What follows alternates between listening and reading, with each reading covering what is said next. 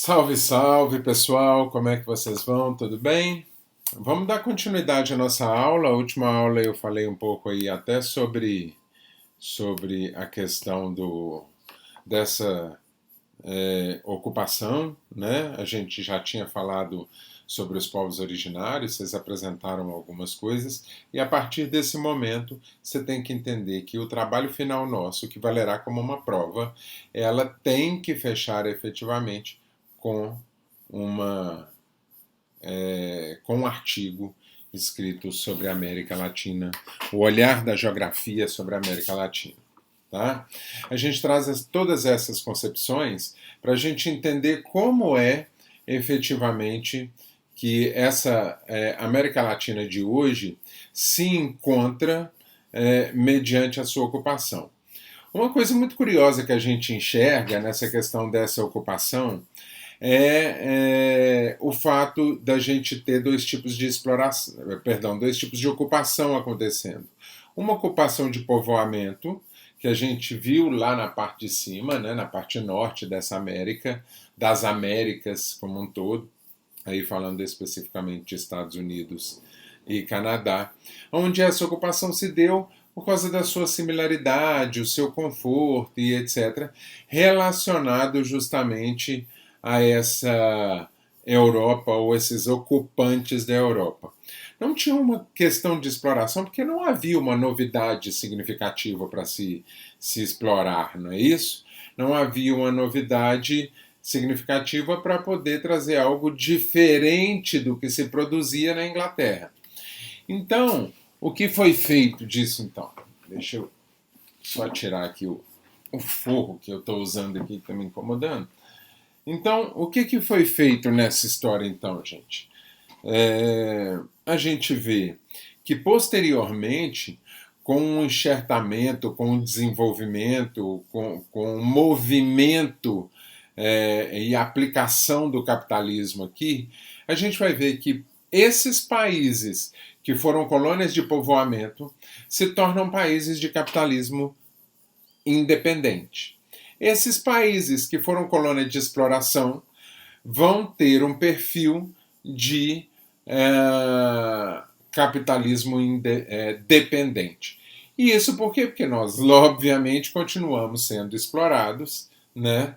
Ou seja, o nosso passado representa efetivamente a nossa economia ou nosso tipo de capitalismo presente aqui hoje. Tá ok? Eu queria já puxar dessa ideia aí que a gente tem do século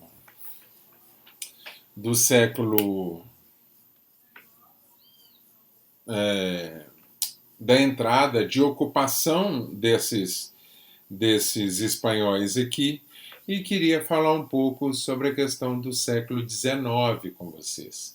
Nós já falamos bastante sobre o século XIX, sobre a invenção da América e tal, essa ocupação aí de invenção da América e como é que essas pessoas se envolveram com isso. Um detalhe muito legal da gente lidar com isso é entender o seguinte: quem eram essas pessoas que começaram a reivindicar essa América? Nós vimos que eram latinos, efetivamente, né?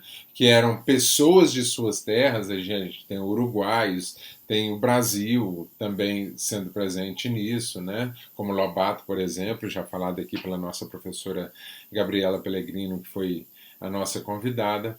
A gente tem nessa história mexicanos, a gente tem nessa história argentinos, chilenos, cubanos, que vão trazer essa força aí de uma independência, uma identidade, um reconhecimento efetivamente.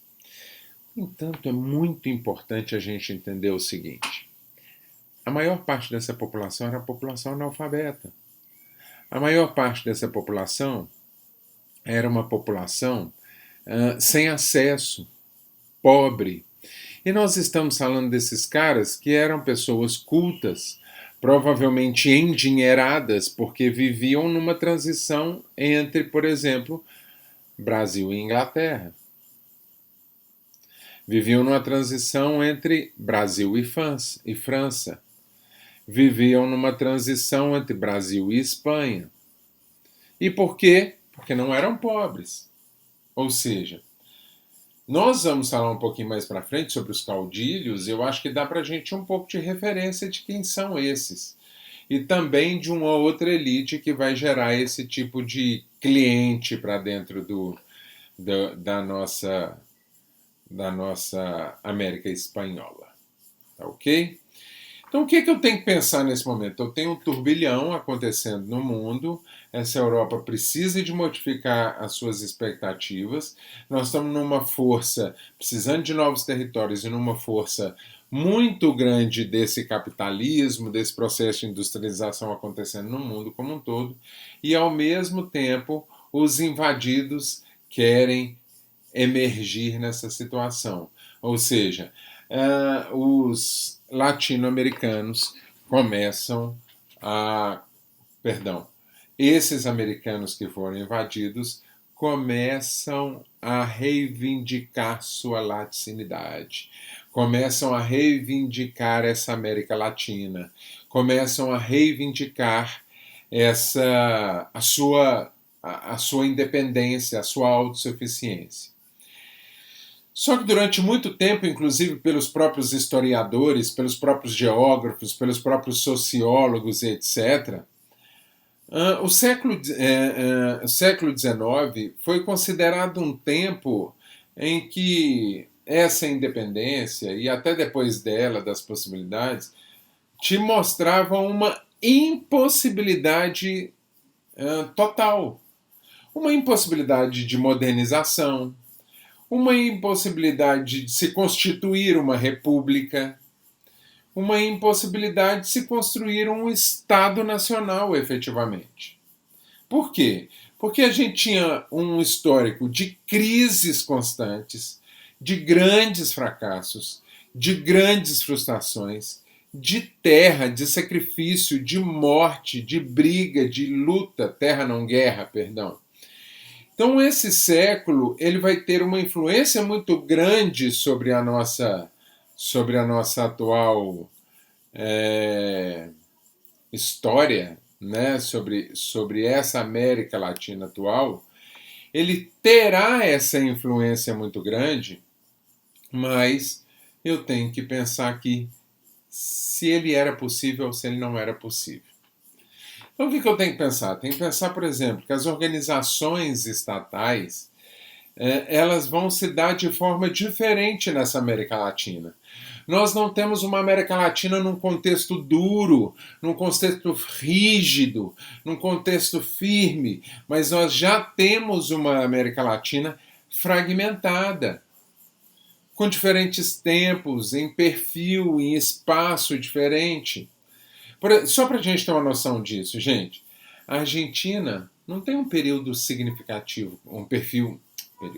Não tem um perfil. Não, hoje está bravo, viu, gente? Estou cansado, mas cansado. E aí, então eu vou pedir vocês perdão aí. Eu tive que trabalhar muito esses dias, eu estou meio cansado, então eu vou trocar palavras mesmo.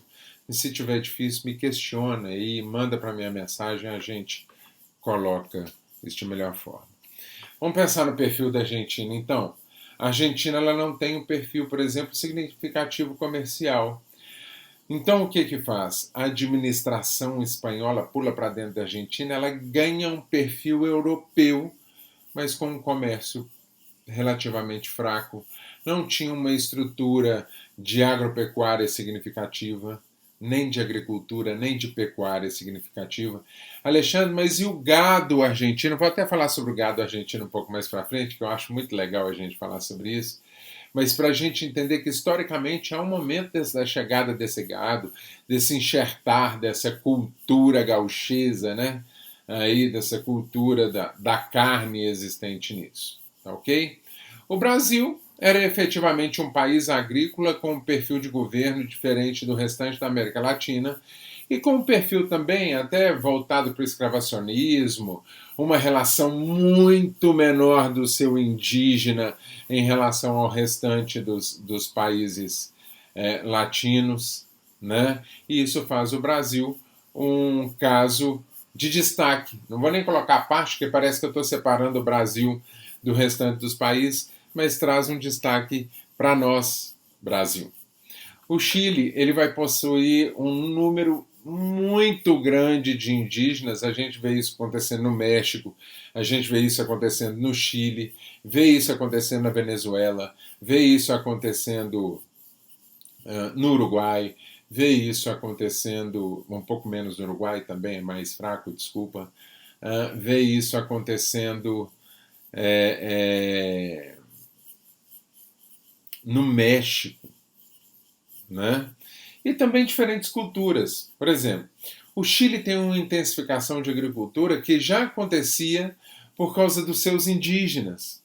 Os indígenas já plantavam para sua subsistência, a plantação do milho era muito comum nessa região, era muito forte, era muito pesada, era muito intensa nessa região. Tá ok? Bom, então basicamente o que se fazia? Deixa eu só ver algo aqui. Tanana, pronto. Então, a gente tinha perfis muito diferentes desses locais. E, obviamente, perfis muito diferentes aí no total. Tá? Essa questão da criação de um Estado nacional para o Chile, de uma organização política para o Chile, ela é muito mais rápida do que, por exemplo, para a Argentina. E até é importante a gente pensar nesse conflito ou nessas relações aí. A Argentina tinha um número muito menos denso de indígenas. Esses indígenas eram bem espaçados dentro da Argentina, ou seja, eles não se aglomeravam com grandes forças, a questão comunitária deles não era extremamente intensa, eles estavam mais próximos de fronteiras do que necessariamente ocupando o país como um todo, versus o Chile, que a intenção era muito grande, você tinha um desenvolvimento de uma cultura muito, muito, muito forte, o desenvolvimento de organizações indígenas muito fortes, o comunitarismo era muito forte, a questão do cultivo e da plantação já era muito forte. Então é necessário a gente pensar nesse processo de independência, onde o capitalismo já estava realmente muito acentuado, muito forte, principalmente quando a gente fala de Estados Unidos, de Europa, né? Estados Unidos, França, Espanha e também nos Estados Unidos, e que já se mostravam todos esses países industrializados. Essa modernidade, então, cara, gritava no norte mundial. Tá ok? Então é importante pensar nesse indígena como esses povos originários. Se por um lado nós enxergamos, nós brasileiros, enxergamos esses indígenas, quantos de vocês já viram um índio? Quantos de vocês já estiveram numa tribo indígena? Quantos de vocês carregam na sua história relações indígenas, carregam nas suas histórias culturas indígenas? Ok? Só que quando a gente fala, por exemplo, de México, de Chile, de Peru, esses índios não estão distantes. Esses índios são a real população. Quando a gente fala, por exemplo, da questão do indígena ou do negro no Brasil, o negro está muito mais próximo da nossa miscigenação do que propriamente do chileno. Tá? Então, essa mistura de raças acontecendo no Chile, ela tem uma relação com os indígenas muito maior do que a do Brasil. Então, por isso que muitas vezes quando eu falo os indígenas, você pensa, você aqui e o índio lá. Essa relação ela não é tão existente para o chileno, para o peruano, principalmente para o mexicano. Por quê? Porque as comunidades indígenas eram organizadas, as comunidades indígenas eram cheias, eram repletas, tinha muita gente, né? Ocupavam grandes espaços, eram organizadas, tá ok? Então é importante a gente pensar nesse processo aí. Ok? Tranquilo aí, gente? Vamos continuarem então. Olha lá, pessoal, na formação dos Estados Nacionais, então, o maior problema que as pessoas tinham era de redefinir essa relação com esses índios. Tá? E o mais intenso era que efetivamente essa população, ou efetivamente, ou em boa parte das Américas, vivia uma ocupação territorial intensa por esses índios. E como o próprio Chile, como o México, né, que a gente está trazendo, a Argentina é um caso à parte, mas vamos tratar especificamente aqui, ao menos por enquanto, dessa América espanhola, né? Então é muito numerosa e tem uma ocupação muito grande. Então eu acho que a gente podia colocar aqui uma pergunta: manter ou não os padrões com a coroa? Nós podemos ou não fazer com que esse índio faça parte dessa sociedade? Manter ou não manter uma relação desses índios e transformar esses índios realmente em povo? Então vamos lembrar que a coroa ela vai realizar uma ocupação extremamente pesada, ou melhor dizendo, a coroa ela promoveu um verdadeiro genocídio contra os índios. Né? Seja pelo conflito direto, através de guerras, seja pelos regimes de trabalho, como a encomenda, seja pelas doenças europeias, ou pela simplesmente morte acelerada e gigantesca desses índios. Tá ok? Então, os primeiros missionários, pessoal, eles vão chegar até a América Espanhola e vão ficar extremamente assustados com o que tem aqui. Então, o que eles fazem? Eles escrevem cartas para a Espanha. Eles vão escrever cartas para a coroa. Eles vão escrever cartas para a igreja, dizendo: olha o absurdo que está acontecendo aqui. As pessoas aqui estão sendo mortas. Já havia uma discussão tremenda se índio tinha ou não tinha alma. Aí, de repente, agora eu tenho cartas para a igreja dizendo que esses índios estão sendo não só dominados, mas estão sendo mortos, estão sendo colocados como escravos, e demonstra a atrocidade que essa Europa vem, que essa Espanha vem exercendo sobre essa América. Só que, por um outro lado, eu começo a ter na Europa uma relação do humanismo. E esse humanismo vai efetivamente entrar na Europa com força. O que a coroa vai fazer então? A coroa vai se sentir extremamente pressionada por esse humanismo, que vê isso como forma errada. Essas cartas tinham um vínculo com a teologia muito grande. E ela resolve, então, fazer o seguinte: olha, se nós estamos aqui trazendo problema, vamos fazer o seguinte, vamos tentar separar isso, vamos dar aos indígenas o que é dele, parte dessa terra que a gente está invadindo. Nós precisamos dessa terra, essa terra precisa crescer, mas os índios têm a chance de viver lá, bonito, da forma que eles sempre viveram. Então o que eles fazem? Reservas indígenas. Como nós temos essa cultura apresentada no Brasil, não é mesmo? Só que você vai enxergar essa cultura cada vez mais presente aqui no Brasil, tá bom? Tomando um café para ver se eu avolumo de novo.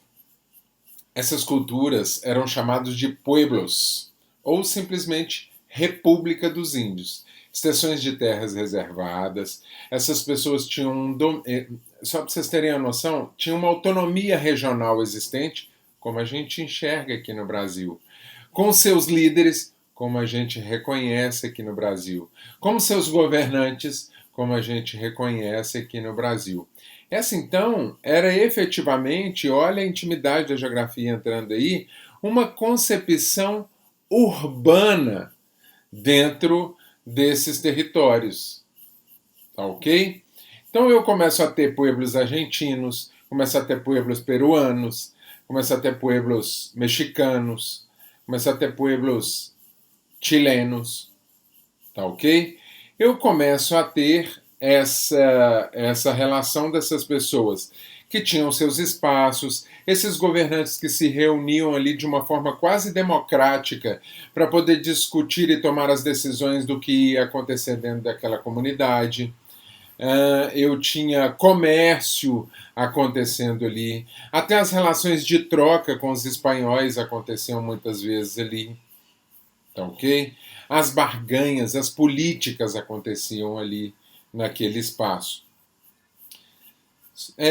Isso tudo parece muito legal, né? Os comércios, as trocas, o escambo, existia uma agricultura acontecendo nesse local. Essa agricultura era uma agricultura de autossustentável, era coletiva, tá? Mas aí a gente tem um aluno uma vez brincou comigo e falou: professor, isso é quase socialista, né? Não, mas era uma comuna, no sentido não do comunismo, mas de algo que se vivia comumente, tá ok? Só que a coroa não dispendiu dizendo assim: essa terra é sua, você faz dela o que você quiser. A coroa coloca regras para isso. Por exemplo, eu quero o dízimo, ou o dízimo era cobrado pela coroa, dessas terras. Tudo que a terra produzia, 10% precisava de ir para as igrejas, tá? Como forma de imposto, né? Então ela cobrava o dízimo, então algo saiu afora dessa comunidade. Uma outra questão da terra é que eu vou deixar para falar isso um pouco mais para frente, né? Então vamos lá. Apesar dessa terra parecer um mar de flores, assim, né? Agora o índio conquistou seu espaço, ele tem uma área reservada para ele se reúne, toma as suas decisões, pode ter os seus cultos religiosos lá dentro sem problema nenhum, sem afetar a igreja e etc. Essa terra não podia ser vendida, essa terra não podia ser alugada, era cobrado o dízimo dessa terra. Ou seja, não havia uma autonomia dessa terra. Ela era simplesmente uma reserva. Ok? Então, apesar de parecer algo lindo de se viver, era bom, melhor do que se tinha antes. É importante entender também que é óbvio, vida em comunidade, os índios brigavam entre si, os espanhóis apareciam, eles brigavam com os espanhóis, eles brigavam com os espanhóis fora. E cada dia mais a gente pode dizer que essas relações se tornavam complicadas. Alexandre, como é que fazia então? Voltou para a guerra essa história? Não voltou para a guerra. Durante muito tempo a gente começa a ter relações judiciais para resolver os problemas de índio com índio e de índio com branco, tá ok? Só que você imagina o seguinte, nós estamos no século XVI, a perda desse povo era bastante intensa, e a criação dos povos, então, traz uma redução da guerra e faz com que no século posterior, ou seja, no século XVII, eu comece a ter uma recuperação demográfica dessa população que estava sendo dizimada. Então eu tenho uma melhora na qualidade de vida do indígena, ou a melhor na sobrevivência do indígena. Sim, em relação a isso, sim. Mas eu tenho que entender também que rebeliões indígenas vão acontecer lá no meu século XVII e XVIII. Tá ok? E aí, o que aconteceu? Esses indígenas começaram efetivamente a recorrer aos tribunais e começaram efetivamente a tratar os seus conflitos tanto internos quanto externos dentro dos tribunais. E o que acontece? Esses índios começaram a se aculturar europeicamente. Eles começaram a absorver essa cultura. Eles começaram a se vestir. Eu vou mostrar algumas fotos depois para vocês. Eles começaram a se vestir como esses europeus, eles começaram a falar como os europeus. Esses índios aprenderam latim, esses índios aprenderam espanhol, esses índios aprenderam a escrita. É lógico que eles já tinham escrita, mas era um outro modo de sociedade, era uma outra relação de escrita, e eles precisavam de entender essa organização, precisavam de entender essa mexida aí. Tá ok? Então a politicagem não estava efetivamente longe dessa história e vários líderes indígenas se aproveitavam dessa situação. Tá ok? Como assim se aproveitavam? Porque apesar de existir uma relação dessa comunidade ao comum, você tem a hierarquia, a relação de poder existente dentro dessas comunidades da mesmíssima forma. Então, essa politicagem, ela não ficava longe dessa história, porque vários líderes indígenas possuíam hierarquia dentro da sociedade, dentro das suas comunidades, e solicitaram regalias diante da coroa. E solicitaram regalias sustentadas por essa coroa dentro desse período colonial. Tá ok? Até mesmo famílias que eram herdeiras desses índios começaram a pedir herança nobre indígena diante da coroa, regalias diante da coroa. E aí o que a coroa faz? Interessante é que a coroa não vai brigar, porque esses não são tantos, é só um grupo elitizado dentro disso aí. Então nós vamos ter aí por exemplo, caciques que vão solicitar que os seus filhos sejam mandados para a Europa para poder estudar. Nós vamos ter escolas, verdadeiras escolas espalhadas pela América, como no Peru, no Chile, no México, colégios que vão ser destinados a herdeiros indígenas e lá eles aprendiam e se europeizavam, se é que essa palavra existe. Ou seja, lá eles aprendiam a cultura espanhola, lá eles aprenderam o latim, a religião, a forma como aquela organização se dava, a educação, a cultura, estava tudo enxergado dentro dessas escolas. E por quê? Porque eles eram filhos da hierarquia. Tá ok? Bom, aí talvez você me pergunte assim, até que medida então esses índios vão resistir a essa colonização? Eu vou mostrar algumas fotos, vocês vão ver que muitos índios se aproveitaram dessa situação. Muitos índios desejavam efetivamente essa modernização. Muitos índios desejavam a riqueza, desejavam essa hierarquia. Então, esse mundo que a Espanha cria para o índio, que é a sua reserva indígena, o seu pueblo, ele não era um mundo ideal. Primeiro, eu preciso de pensar que boa parte desses índios que ali estavam eram pobres. Muitos deles não tinham... A sua maioria eram pobres, a sua maioria não tinham qualquer direito adquirido. Mas, de alguma forma, numa forma de luta, de resistência, boa parte desses índios passou por esse período colonial. Talvez um pouco mais protegida pelos pueblos? Talvez. Um pouco mais protegido por essas reservas e também um pouco protegidos pela relação do escravismo africano? Sim.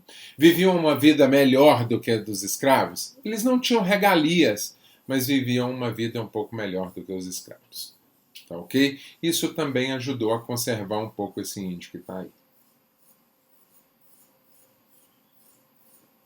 Então, apesar dos povos, apesar de serem terras indígenas, como eu disse aí, essas terras não podiam ser locadas, não podiam ser vendidas, eles não estavam, então, inseridos nessa economia que a Europa colocava ali. Eles estariam inseridos se eles trabalhassem para os brancos ou se eles se tornassem escravos do branco. Eles estariam excluídos socialmente, mas estariam enxertados de alguma forma nessa ideia aí. Então não havia um protecionismo desse índio, havia um interesse desse índio grande. Tá? Tinha dificuldade, inclusive, de vender a sua própria mercadoria, por isso que muitas vezes a sua agricultura era de subsistência. Tá ok? Por quê? Porque ele era segregado do sistema econômico que ali foi enxertado. Tá bom? Então, pessoal, vai chegar um momento em que essa própria coroa vai dizer assim: cara, será que eu preciso mesmo desse índio? Será que esse índio deve passar a fazer parte do meu povo? Ou ao menos ser agregado nesse novo desenvolvimento nacional? Será que ele deve fazer parte dessa história? Ou nós vamos erradicar esse índio de uma vez e vamos dominar tudo, está tudo dominado? Essa resposta, obviamente, ela se deu de formas diferentes, até por causa de um sistema de ocupação dessas terras aqui. Então, por exemplo, nós temos a Argentina, como eu já disse anteriormente, que não tem uma quantidade de índios significativa, eles eram espalhados, esses índios não tinham uma organização muito bem definida, não tinham comunidades muito bem definidas. Ao contrário, por exemplo, do que a gente tinha no Peru, ao contrário do que tinha no México, do contrário que tinha até no Chile, né? Você tinha regiões de povoamento denso, você tinha regiões de ocupação muito forte, um grande número de indígenas. Tanto que hoje você vê o peruano, hoje você vê o chileno, ele tem cara de indígena. Tá? E aí a gente vê que essa relação, o boliviano, quando você olha para o boliviano assim, nas cidades, ele faz questão da vestimenta indígena dele. Tá? E isso por quê? Porque essa relação ela está muito próxima ainda com o dia a dia e a cultura desses índios. Tá? Então vamos ter uma ideia, por exemplo, na Argentina, onde esses índios se dispunham em pequenas ocupações, em números menores. Eles foram, de certa forma, ou se incorporando lentamente, ou simplesmente sendo isolados, ou seja, alguns desses índios foram protegidos pelo entoque. Não mexa com eles, deixa eles lá, que eles não têm grande significância, não têm grande poder disso. Já na história chilena, houve um separatismo, uma ruptura, uma tentativa de despovoamento daquilo. Tá ok? Então, o que acontece? Com essa tentativa de despovoamento, esses índios começam a ser empurrados para a fronteira pelos europeus. E aí você tem boa parte desses índios, os chamados araucanos, porque viviam na região da Araucânia, no Chile, começam a atravessar fronteira para a Argentina e começam a dar corpo à Argentina. Tá ok? E eles começam a invadir a Argentina e começam a territorializar a Argentina. Começam a ocupar espaços muito estratégicos, espaços de fronteira, passagens comerciais ou simplesmente domínio de regiões que já tinham importância. Qual que era a vantagem dos araucanos? Os araucanos eram povos guerreiros, eram povos que já tinham uma cultura de guerra, né? Que já tinham uma cultura de armamento e, diferente dos índios, de outros índios, os araucanos tomaram para si a cultura do cavalo, né? Ou seja, eles eram os guerreiros montados, e isso facilitava muito no processo de guerra. E com esse domínio, por exemplo, eles invadiram áreas de salinas e tomaram as áreas de salina e começaram a negociar com o governo, que é sal. Sal era um objeto importante para todo mundo, né? Quer sal? Quer. Tem que pagar. Tem que pagar imposto. E eles começam a barganhar esse poder. Tá? Só que parte desse índio, ele não efetivamente tomou conta dessa história.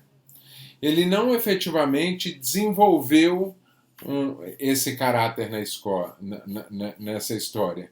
Ele vai desenvolver esse papel araucano que a gente tem aí realmente, de guerreiro, de que invadia fazenda, de que roubava gado, de que raptava criança, de que raptava mulheres.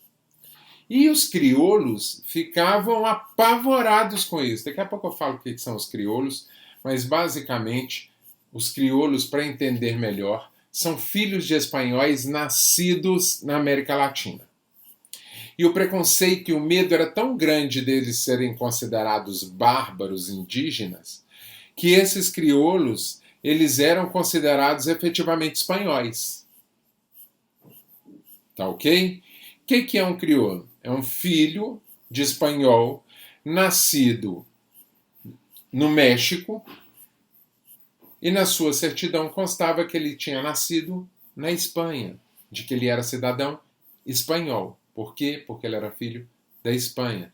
Ele não poderia ser rebaixado à América. Louquíssimo isso, né? Só que os crioulos exerciam um papel quase de coronelismo, assim, donos de terra, donos de um endinheiramento, produziam essa cultura agrícola mais extensiva, né? Só que não tinham cultura de guerra. Automaticamente, então, esses crioulos se tornaram cada dia mais à mercê desses indígenas. E no final do século XIX, então, uma coroa que queria realmente trazer essa modernização, trazer essa comercialização, fazer com que isso valesse a pena financeiramente, que acumulasse capital, ela resolve então erradicar as tribos indígenas na Argentina até a Patagônia.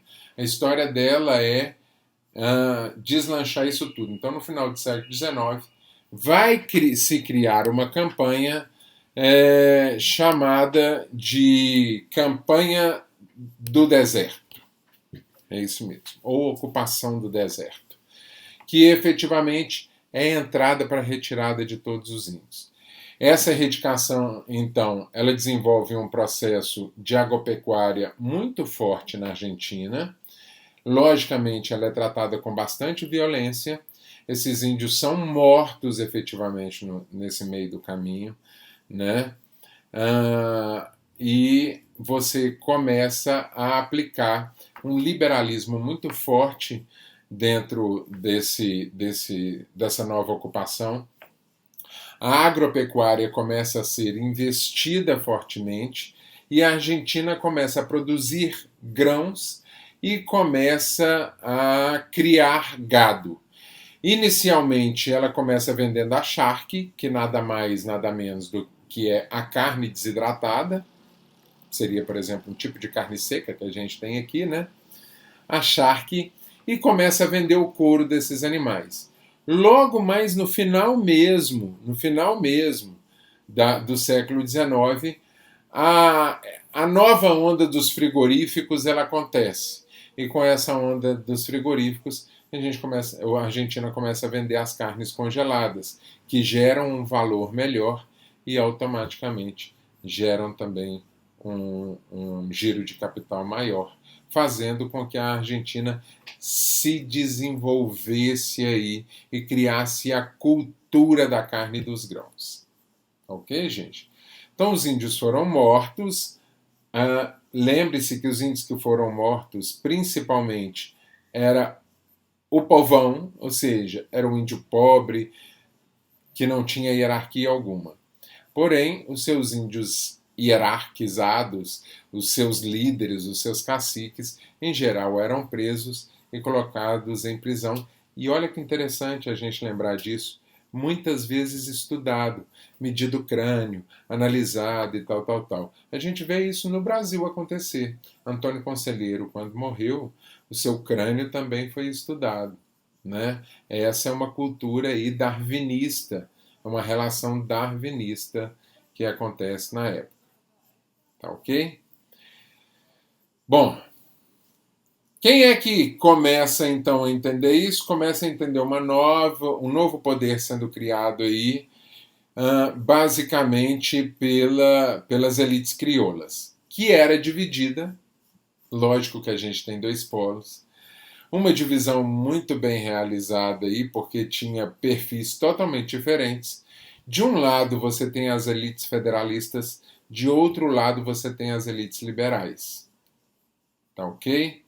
E aí nós temos dois antagonismos totalmente diferentes. Os federalistas dominaram durante muito tempo esse governo aí.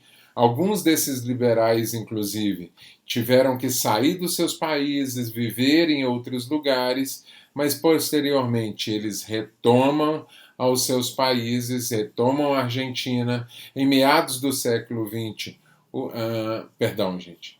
E posteriormente, então, eles vão dominar o poder e aplicar esse liberalismo, e nesse liberalismo a gente tem uma difusão maior desse capitalismo entrando.